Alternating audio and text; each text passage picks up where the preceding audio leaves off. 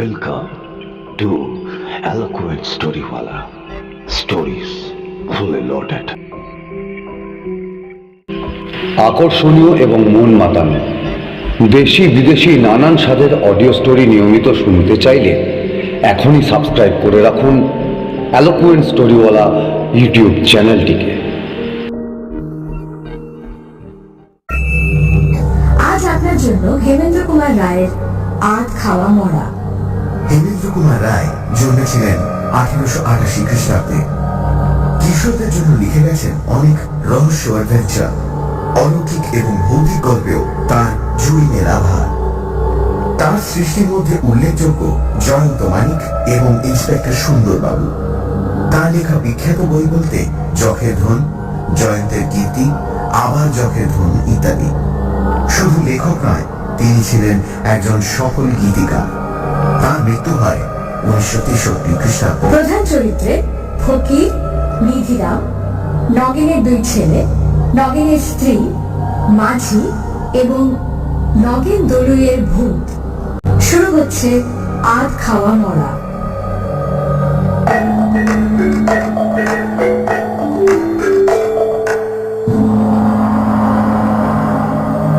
রূপনারায়ণ নদের বিরাট একটা চর। নদীর বাঁধটা একটা বিরাট অজগরের মতো এঁকে বেঁকে চলে গেছে দূর থেকে বহু দূরে। বাঁধের ধারে ধারে দুপাশেই বট, অশ্বত্থ, জাম, তেঁতুল, শিরীষ, অর্জুন প্রভৃতি গাছ মাথা উঁচু করে দাঁড়িয়ে আছে। বাঁধ থেকে নেমে খানিকটা এগিয়ে গেলেই গ্রামের সীমানা। প্রথমেই জেলে পাড়া, তার ডান দিকে বাগদি পাড়া, উত্তর দিকে বিভিন্ন জাতের লোক বাস করে। অপরদিকে রূপনারায়ণ নদ ঢেউ তুলে তরতর করে এগিয়ে চলেছে। বাঁধের উপর দিয়ে প্রায় মাইল খানিক গেলেই রূপনারায়ণের প্রকাণ্ড চর। এই চরেই গায়ের লোকেরা মরা পোড়ায়। আশেপাশে প্রায় 10খানা গায়ের মধ্যে ওই একটাই শ্মশান।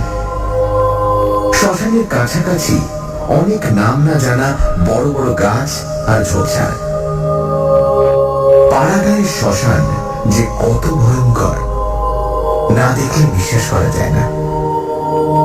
শ্মশানের চারিদিকে ছড়িয়ে পড়ে আছে পোড়া কাঠ, আধ পোড়া বাঁশ, ছেঁড়া কাঁথা, ছেঁড়া কাপড়, ছেঁড়া মাদুর, মরার হাত, ভাঙা হাঁড়ি আর সরা। যারা মরা পোড়াতে পারে না তারা সব মরা আর ছোট ছোট ছেলে মেয়েদের মরা মাটিতে পুঁতে দিয়ে যায়। তারপর সেই সব মরা মাটির ভেতর থেকে টেনে বের করে শেয়াল, কুকুর আর শকুন মনের আনন্দে ছেড়ে ছেড়ে খায়। গাছের ঝাঁকড়া শিরীষ গাছটায় একদল শকুন থাকে। হঠাৎ একদিন ঘটে গেল একটা ব্যাপার।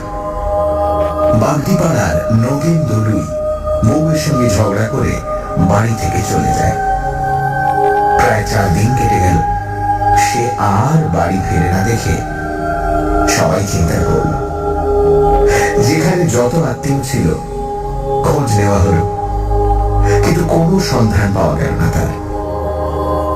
সেদিন সকালে জেলে পাড়ার জড়া কয়েক ছেলে ডিঙি ভাসিয়ে মাছ ধরতে ধরতে এসে পড়েছে শ্মশানের বেশ কাছাকাছি। হঠাৎ তাদের নাকে দুর্গন্ধ লাগলো, আর সেই সঙ্গে শকুনের ডানা ঝাপটানি শব্দ। সঙ্গে সঙ্গে তারা দেখল নগেন দলুইয়ের পচা গলা মৃতদেহটা চরে এসে আটকে আছে। শকুনে খানিকটা ছিঁড়ে খেয়েছে। চোখ দুটো শকুন খুবলে নিয়েছে, শুধু চোখের গর্ত দুটো রয়েছে। জেলেরা এই বীভৎস দৃশ্য দেখে বাগদিপাড়ায় সংবাদ দিল। সকলে তখন সেখানে ছুটে এসে দেখল এত দুর্গন্ধ ছড়াচ্ছে যে কারো সাধ্য নেই সেখানে দাঁড়ায়। তখন সবাই নাকে কাপড় চাপা দিয়ে মরাটার পায়ে দড়ি বেঁধে শ্মশানের ভেতরে এনে মাটি চাপা দিয়ে চলে গেল। রাত্রির বেলা মাটির ভেতর থেকে নগেনের মৃতদেহটা তুলে শেয়াল কুকুরে খেয়ে ফেলল। নগেন দলুইয়ের অবস্থা মোটামুটি ভালোই ছিল। তার দুটি ছেলে, তাদের বিয়ে হয়ে গেছে। তারা ভালোভাবেই বাপের শ্রাদ্ধ করল। জেলে পাড়া বাগদি পাড়ার অনেকেই নিমন্ত্রণ খেয়ে গেল। এই ঘটনার পর প্রায় 1 মাস কেটে গেল। তারপর থেকেই নানা রকম অবিশ্বাস্য ঘটনা ঘটতে লাগলো। কখনো বাগদি পাড়া থেকে, আবার কখনো জেলে পাড়া থেকে হাঁস মুরগি ছাগল চুরি যেতে লাগলো।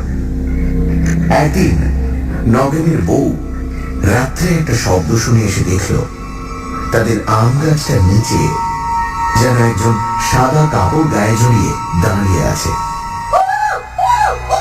সে ভয় পেয়ে চেঁচাতে চেঁচাতে ঘরে এসে দরজা বন্ধ করে দিল। মায়ের চেঁচানি শুনে ছেলেরা হ্যারিকেন হাতে নিয়ে বাইরে এসে চারিদিকে দেখল, কিন্তু কাউকেই দেখতে পেল না। তখন তারা বলাবলি করতে লাগলো ওসব মনের ভুল, গাছের ছায়া দেখে মা ভয় পেয়েছে। রাত্রে বাঁধের ওপর আর শ্মশানেও একটা কঙ্কালকে ঘোরাফেরা করতে দেখে গাঁয়ের সবাই ভয় পেয়ে গেল। রাত্রে শ্মশানে মরা নিয়ে আসা বন্ধ করে দিল সবাই। জেলেরা সারাদিন রূপনারায়ণে মাছ ধরে।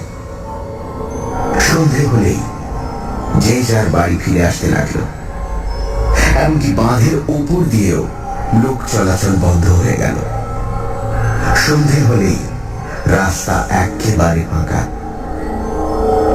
সেদিন রাখাল জেলের একটা বাছুর গেল হারিয়ে। সারাদিন খোঁজ করা হলো, কিন্তু কোথাও পাওয়া গেল না বাছুরটাকে। একদিন পরে একজন লোক শ্মশানের দিকে এসে দেখল রাখাল জেলের বাছুরটা মরে পড়ে আছে। তার আধখানা কে যেন চিবিয়ে খেয়েছে। বাকিটা পড়ে আছে একটা গাছের তলায়। খবরটা শুনে রাখাল এসে দেখলো ব্যাপারটা। কি করবে, তাই সে কিছু না বলেই চলে এলো সেখান থেকে। মনে মনে সে বুঝলো নগেন দলুই ভূত হয়ে এসব কাণ্ড করছে। জেলে পাড়ার ফকির আর নিধিরাম দেখল নগেনের বাড়ির দরজার কাছে একটা আবঝা মূর্তি দাঁড়িয়ে আছে। সারা দেহ তার সাদা কাপড়ে ঢাকা। ওরা চোর ভেবে জিজ্ঞাসা করলো, ওখানে কে রে? সঙ্গে সঙ্গে আবঝা মূর্তিটা ঘুরে দাঁড়ালো। ওরা আশ্চর্য হয়ে দেখল লোকটার মুখ দেখা যাচ্ছে না, শুধু চোখ দুটো যেন আগুনের গোলার মতো জ্বলছে। দেখতে দেখতে মূর্তিটা বিরাট লম্বা হয়ে গেল। এই ব্যাপার দেখে ফকিরা নিধিরাম ভয় পেয়ে বলে ছুটে পালালো প্রান্তরে। সবার মুখে মুখে খবরটা জানাজানি হয়ে গেল। পাড়ার লোক ভয় পেয়ে সন্ধ্যে 7টার পর নগেন দলুইয়ের বাড়ির পাশের রাস্তা দিয়ে যাওয়া আসা বন্ধ করে দিল। ফকির জেলে নগেনের ছেলে দুটোকে বলল, বাপু, ব্যাপার খুব সুবিধের মনে হচ্ছে না। তোদের বাপ ভূত হয়েছে, তোরা ছেলে পুলে নিয়ে থাকিস, একটা কিছু ব্যবস্থা কর, তা না হলে কোনোদিন তোদের বিপদ হতে পারে। নগেনের বড় ছেলেটা ভয় পেয়ে বলল, কি ব্যবস্থা করা যায় দেখি খুড়ো। মাও একদিন দেখেছিল, আমরা তার কথা বিশ্বাস করিনি, কিন্তু এখন দেখছি বিশ্বাস না করে উপায় নেই। নগেনের ছোট ছেলে বলল, আমিও সেদিন ভোরের দিকে বাইরে বেরিয়ে সাদা কাপড় ঢাকা একটা মূর্তি দেখেছিলাম, সবাই ভয় পাবে বলে কাউকে কিছু বলিনি। নিধিরাম সব শুনে কিছুক্ষণ ধরে কি যেন ভাবলো, তারপর গম্ভীর ভাবে বলল, এখানে তো তেমন ভূতের ওঝাও নেই, তবে শুনেছি মহেশপুরে একজন লোক আছে, সে নাকি ভূত ছাড়া। তোরা তার কাছে যা, সে কি বলে দেখ। এই পরামর্শ দিয়ে ফকির আর নিধিরাম যে যার বাড়ি চলে গেল। নগেনের বড় ছেলে তার ছোট ভাইকে বলল, মহেশপুর এখান থেকে প্রায় 4 ক্রোশের ওপর, যেতে আসতে প্রায় 9-10 ক্রোশ। আজকে তো আর যাওয়া সম্ভব নয়, কাল সকালেই সাইকেল নিয়ে বেরিয়ে যাব, বিকেলে তাহলে ফিরে আসতে পারবো। এইভাবেই দু ভাই যুক্তি করল। সেদিন রাত্রি ঘটনাটা ঘটল নগেনের বাড়িতে। রাত্রে খাওয়া দাওয়া সেরে বাড়ির সবাই ঘুমিয়ে পড়েছিল। রাত তখন প্রায় 2-2:30 হবে। হঠাৎ হাঁস মুরগির ঘরে ঝটপটানি আর কোঁক কোঁক শব্দ শুনে ঘুম ভেঙে গেল নগেনের বউয়ের। নগেনের বউ ভাবল বোধহয় হাঁস মুরগির ঘরে শেয়াল ঢুকেছে। এই কথা মনে করে সে একটা হ্যারিকেন জেলে আর একটা লাঠি নিয়ে বেরিয়ে এলো ঘর থেকে। উঠোনে পা দিতেই সে দেখলো খুব লম্বা একটা লোক দাঁড়িয়ে আছে উঠোনের মাঝখানে। তার লম্বা লম্বা লিকলিকে হাত দুটোতে দুটো মুরগি, আর সে মুরগি দুটো ছেড়ে চিবিয়ে খাচ্ছে। এই দৃশ্য দেখে নগেনের বউ আ করে চিৎকার করে উঠোনে পড়ে অজ্ঞান হয়ে গেল। সেই শব্দ শুনে ছেলেরা বউরা সব ছুটে এলো হ্যারিকেন নিয়ে। উঠোনের মাঝখানে মাকে অজ্ঞান হয়ে পড়ে থাকতে দেখে তাড়াতাড়ি জল পাখা নিয়ে এসে সবাই শুশ্রূষা করতে লাগলো। বেশ কিছুক্ষণ সেবা করার পর জ্ঞান ফিরে এলো নগেনের বউয়ের। ছেলেরা জিজ্ঞেস করলো, কি হলো মা, তুমি অজ্ঞান হয়ে গেলে কেন? নগেনের বউ তখন হাঁপাতে হাঁপাতে 2-1 কথায় ছেলেদের সব ব্যাপারটা বলে উঠোনে যেখানে কঙ্কালটা দাঁড়িয়েছিল সেইখানে ইশারা করে দেখিয়ে দিল। সবাই আলো হাতে নিয়ে উঠোনের মাঝখানে গিয়ে দেখল চারিদিকে মুরগির পালক আর রক্ত ছড়ানো রয়েছে, কিন্তু ধারে কাছে কাউকেই দেখা গেল না। ছোট ছেলে বলল, হয়তো শেয়াল ঢুকে মুরগি খেয়েছে। রাতের অন্ধকারে শেয়ালের চোখ দুটো তো দপদপ করে জ্বলে, মা হয়তো তাই দেখেই ভয় পেয়ে অজ্ঞান হয়ে গেছে। ছেলেদের কথা শুনে নগেনের বউ বলল, তোরা আমার কথা বিশ্বাস করলি না তো, কিন্তু আমি স্পষ্ট দেখেছি খুব লম্বা একটা মূর্তি উঠোনে দাঁড়িয়ে আছে। তার সারা গাটা সাদা কাপড়ে ঢাকা, মুখটাও দেখা যাচ্ছে না, চোখ দুটো দপদপ করে জ্বলছে। তার লিকলিকে লম্বা হাত দুটোয় দুটো দুটো মুরগি, সে মুরগি দুটো ছিঁড়ে ছিঁড়ে খাচ্ছে। এইসব কথাবার্তা হচ্ছে নিজেদের মধ্যে। এমন সময় বাড়ির পেছন দিকে শোনা গেল একটা ভয়ঙ্কর হাসির শব্দ।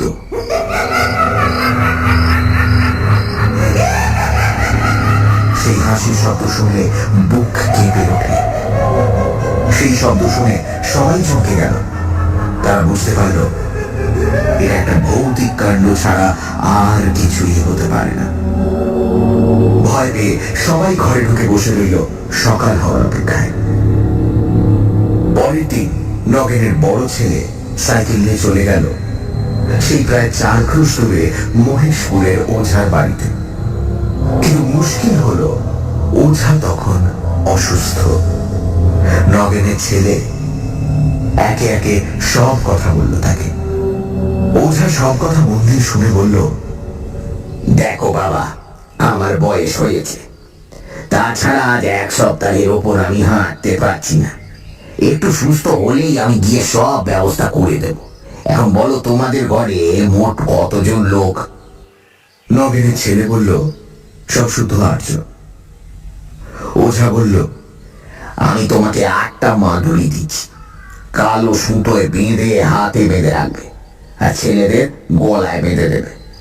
আর এই 4টে পেরেক দিচ্ছি, তোমাদের ভিটের 4 কোণে পুঁতে দাও, তাহলে সে আর তোমাদের বাড়ির সীমানায় আসতে পারবে না।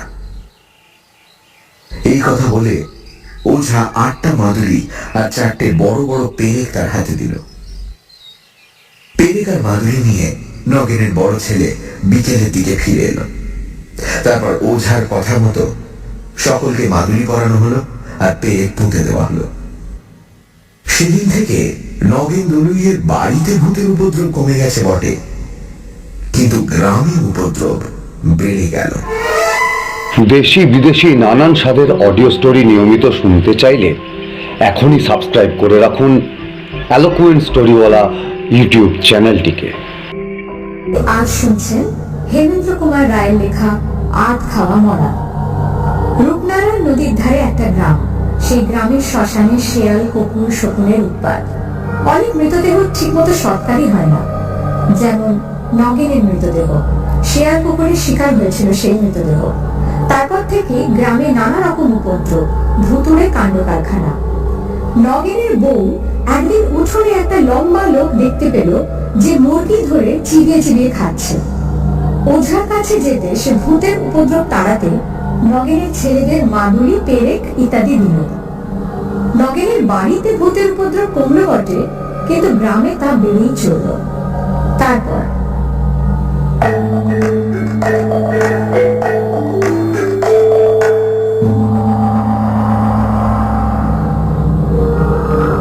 গায়ের লোকের ঘর থেকে হাঁস, মুরগি আর ছাগল প্রায় চলে যেতে লাগলো। অন্ধকারে সেই ছায়ামূর্তিকেও দেখলো অনেক লোক। তাছাড়া কারোর কারোর বাড়িতে গভীর রাতে ইট পড়তে লাগলো দুমদাম করে। আবার কারোর বাড়িতে গরুর হাড়, মোষের হাড়, মানুষের হাড় পড়তে লাগলো। আবার কারোর ঘরে চালে মরা পোড়া কাঠ, বাঁশ পড়তে লাগলো। সারা গায়ের লোক ভয়ে কাঠ হয়ে গেল। সন্ধে হতে না হতেই যে যার ঘরে ঢুকে দরজা বন্ধ করে বসে ভয়ে রাত কাটতে লাগলো। সন্ধ্যের পর এত বড় গ্রামটা যেন শ্মশানের মতো জনশূন্য মনে হয়। সেদিন রাত্রে অনেক দূর থেকে একদল লোক একটা মড়া নিয়ে শ্মশানে এলো পোড়াতে। লোকগুলো চিতা সাজিয়ে মড়াটাকে তার উপর তুলে আগুন দিয়ে দিল। তারপর সব যাত্রীরা একটু দূরে বসে আপন মনে তামাক টানতে লাগলো। এইদিকে সেই অবসরে পাশের বটগাছ থেকে লম্বা হাত বাড়িয়ে নগের মড়াটাকে চিতা থেকে তুলে নিয়ে গাছের ওপর বসে চিবিয়ে চিবিয়ে খেতে লাগলো। তামাক খেয়ে লোকগুলো চিতার কাছে এসে অবাক হয়ে গেল। শুধু চিতাটাই জ্বলছে, মরার পাত্তা নেই। লোকগুলো রীতিমতো ভয় পেয়ে গেল। নদীতে তখন মালপত্র বোঝাই করা একটা বড় নৌকো বাঁধা ছিল। মাঝি বসে অপেক্ষা করছিল জোয়ারের আশায়। নৌকোর ছাদের ওপর হালের কাছে বসে মাঝি তামাক খাচ্ছিল। অনেক আগেই সে ব্যাপারটা লক্ষ্য করেছিল, কিন্তু সব দাহকারীরা পাছে ভয় পায়, এই জন্য সে চুপ করে দেখে যাচ্ছিল। সব যাত্রীরা যখন ভয় পেয়ে বাঁচাও বাঁচাও বলে চেঁচাতে লাগলো আর নৌকোর আলো দেখে সেদিকে ছুটে গেল, তখন নৌকোর মাঝি চেঁচিয়ে বলল, ভয় পেও না তোমরা, ওইখানে দাঁড়িয়ে থাকো, আমি যাচ্ছি। মাঝির কথা শুনে সব যাত্রীরা সেইখানেই দাঁড়িয়ে ভয়ে কাঁপতে লাগলো। নৌকোর মাঝিটি ছিল একজন বেশ নাম করা ভূতের ওঝা। সে একটা পুঁটলি হাতে নিয়ে আর এক হাতে হুঁকো নিয়ে নৌকো থেকে নেমে এলো শ্মশানে।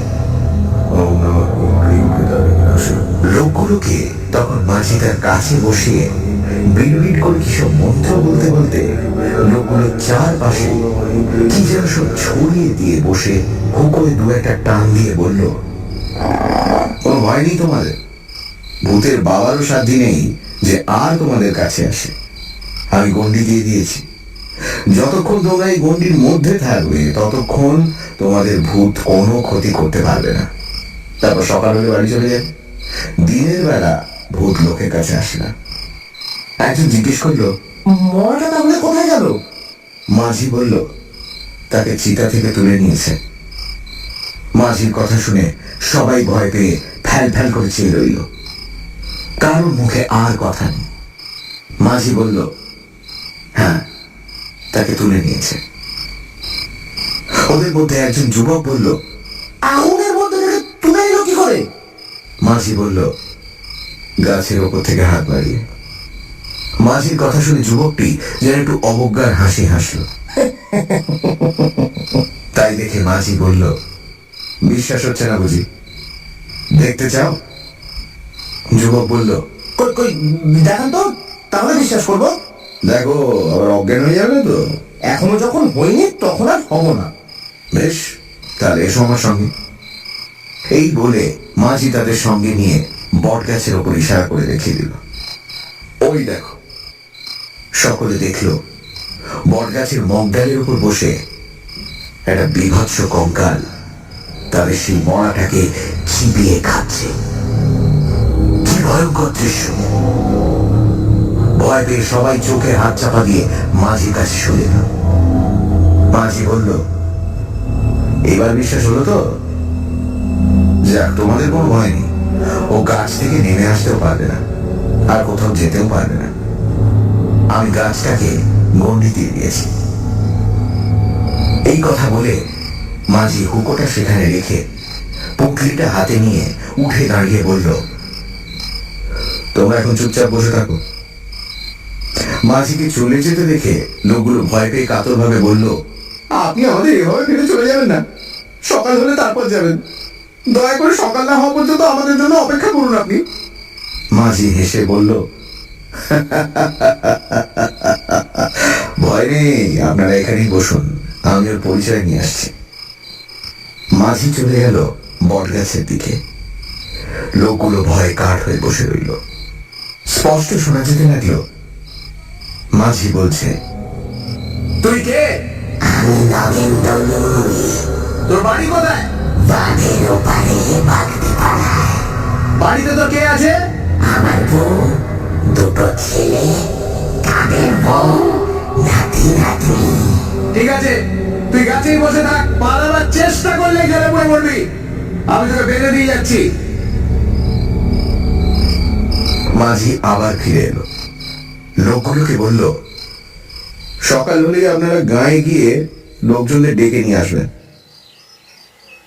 দেখতে দেখতে পূর্ব দিক ফর্সা হয়ে এলো। গাছে গাছে পাখি ডেকে উঠল। একটু পরে সকাল হলো। দুজন লোক গায়ে গিয়ে এই সংবাদ দিল। গ্রাম থেকে বহু লোক এলো দেখতে। নগেন দলুইয়ের ছেলে দুটো এলো। সবাই এলো বট গাছের নিচে। গাছের ওপর তখন কিছুই দেখা যাচ্ছে না, শুধু একটা মরা ঝুলছে দেখা গেল। মাঝি বলল, মরাটাকে ফেলে দে নগেন। সঙ্গে সঙ্গে দমাস করে মরাটা মাটিতে পড়ে গেল। সবাই দেখে তো অবাক, মরাটার খানিকটা মাংস কি যেন খুবলে খেয়েছে। মাঝি বলল, নগেনের ভূতই মরাটাকে চিতা থেকে তুলে নিয়ে গিয়ে বসে বসে খেয়েছে। দিনের বেলা তো আর ওদের দেখা যায় না, তাহলে আমি দেখিয়ে দিতাম। মাঝি এবার বিড়বিড় করে কি সব মন্ত্র বলে উঠতেই গাছের উপর থেকে খনখনে গলায় নগেন বলে উঠল,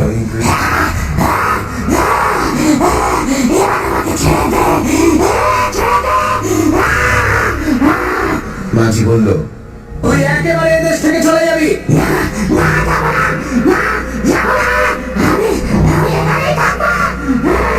এখানে থাকবি কেন?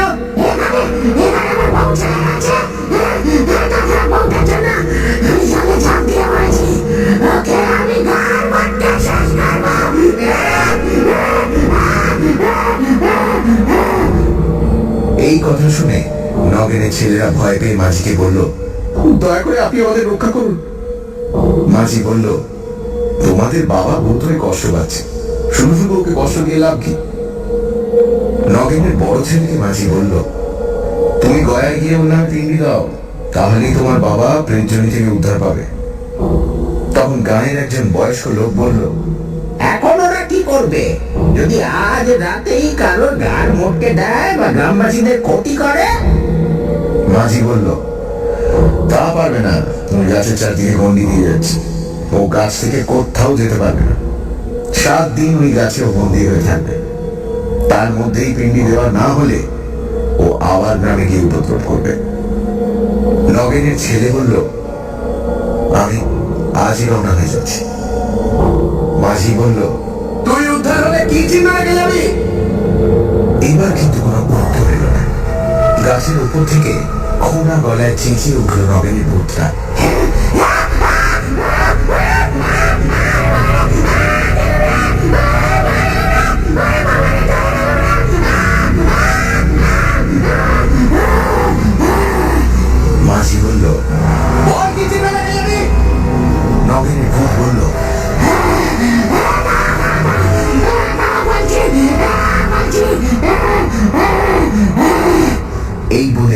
একটু থেমে তারপর বলল, এই গাছে একটা মোটা ডাল ভেঙে দিয়ে যাবো।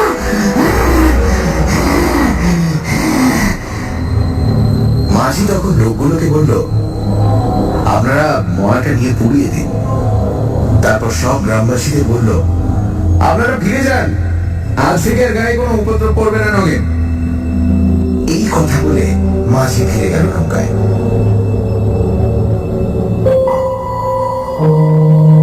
সব যাত্রীরা আবার নতুন করে চিতা সাজিয়ে আধ খাওয়া মরাটাকে পুড়িয়ে ফিরে গেল যে যার ঘরে। নগেনের বড় ছেলে রওনা হয়ে গেল গয়ায়। সে যেদিন নগেনের নামে গয়ায় পিণ্ডি দিল, সেই দিন দুপুরেই মর মর করে ভয়ঙ্কর শব্দে বটগাছের একটা ডাল ভেঙে পড়ল। অবাক হয়ে গ্রামবাসীরা দেখল সেই দৃশ্য। সেদিন থেকে গায়ে আর কোনো ভূতের উপদ্রব রইল না।